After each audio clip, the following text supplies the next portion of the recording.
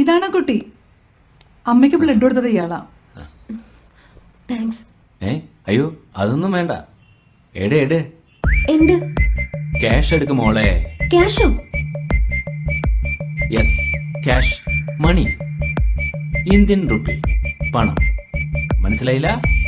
എത്രയാ വേണ്ടത്? 1000 രൂപ, 1000 റുപ്പീസ്.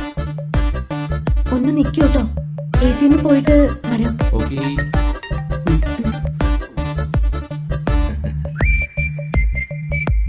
നാണമില്ലല്ലോടോ ഒരു സഹായം ചെയ്തിട്ട് പൈസ ചോദിക്കാൻ.